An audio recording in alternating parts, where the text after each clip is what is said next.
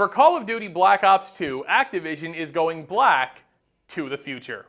In this latest entry of the world-devouring shooter series, you are thrown into the year 2025 and have to contend with terrorists who have some seriously high-tech weaponry.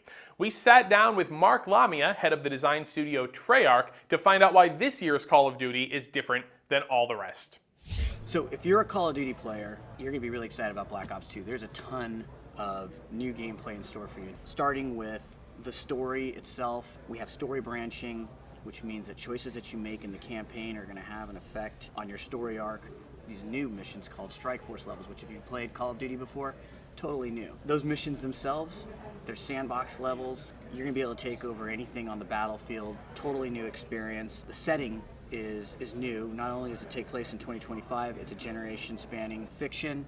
It takes place in 2025, but as part of the story, as we're telling you about the villain, you're going to be going back in time through the eyes of Woods, who's going to tell you about where and how you and your father, Alex Mason, met this villain for the first time, and it's in the late 80s during the Cold War. So Strike Force levels are a totally new concept to Call of Duty. One of the critical design goals when we were coming up with this mode was that it be accessible, but have depth and allow for replayability.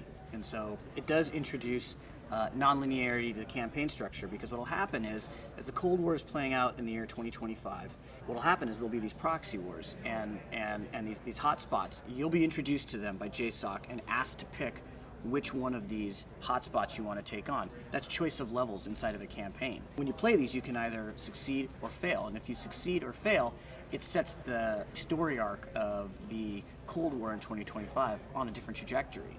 The approach on multiplayer is similar to how we're approaching our campaign, and that is that we've taken a good hard look at our multiplayer mode, and nothing is being held sacred. Our community gives us a ton of feedback, and we're melding that with our own design goals and aspirations, and I think we're coming up with an awesome, unique multiplayer that people haven't had. As long as people are having a good time playing Call of Duty games, I think inside the franchise, that's a big win for everybody.